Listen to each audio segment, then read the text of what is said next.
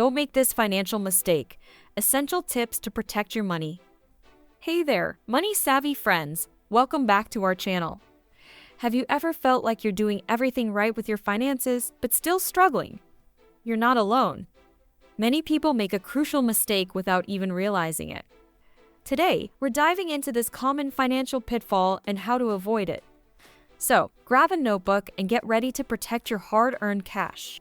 Let's start with the big question. What's this financial mistake we're talking about?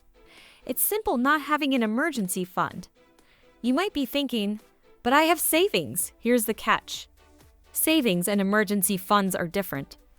An emergency fund is money set aside specifically for unexpected expenses or financial emergencies.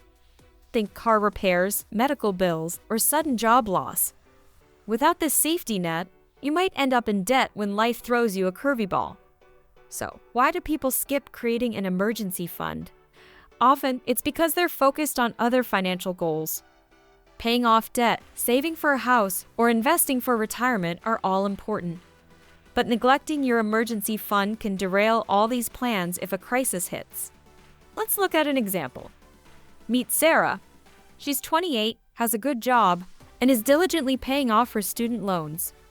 She thinks she's doing great financially. Then her car breaks down. The repair bill, $2,000. With no emergency fund, Sarah has to use her credit card to pay for it.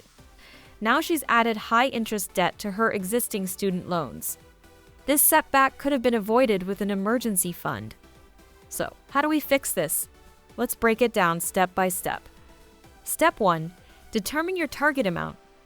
Financial experts recommend having 6 months of living expenses saved. Start by calculating your monthly essential expenses. Multiply this by 3 or 6, depending on your comfort level and job stability. Step 2. Start small. Don't get overwhelmed by the final number. Begin with a goal of saving $1,000. This can cover many minor emergencies and give you a sense of accomplishment. Step 3. Automate your savings. Set up automatic transfers from your checking to a separate savings account. Even $50 or $100 a month adds up over time. Step 4. Cut unnecessary expenses. Look at your spending habits. Where can you trim? Maybe it's eating out less or canceling unused subscriptions. Redirect this money to your emergency fund. Step 5. Use windfalls wisely. Got a tax refund or a bonus? Resist the urge to splurge and put a portion into your emergency fund. Step 6. Keep it accessible but separate. Your emergency fund should be in a high-yield savings account. It needs to be easily accessible, but not so easy that you're tempted to dip into it for non-emergencies. Now, let's address some common questions. I have credit cards for emergencies. Isn't that enough? Credit cards can be a temporary solution, but they come with high interest rates. An emergency fund helps you avoid debt altogether. I'm trying to pay off debt. Should I still save for emergencies? Yes, even while paying off debt, try to save a small emergency fund. This prevents you from adding more debt when unexpected expenses arise. Where should I keep my emergency fund?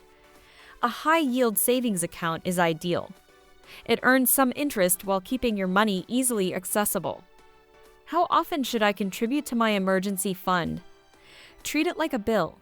Set up regular, monthly contributions. Consistency is key in building your financial safety net. Remember, building an emergency fund is a process. It won't happen overnight, and that's okay. The important thing is to start and stay committed. As your financial situation changes, revisit your emergency fund. You might need to increase it as your expenses grow. Or you might be able to save more as your income increases. Let's recap the main points. 1.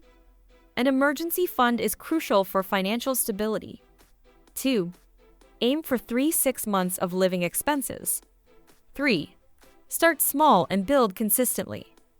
4. Keep it separate from your other savings. 5.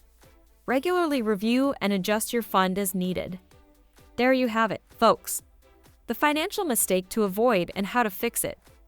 Building an emergency fund might not be the most exciting financial goal, but it's one of the most important. It's your personal safety net, giving you peace of mind and financial security.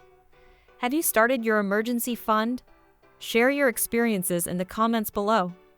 If you found this video helpful, give it a thumbs up and don't forget to subscribe for more financial tips. Remember, small steps today lead to big financial wins tomorrow. Stay smart with your money, and we'll see you in the next video.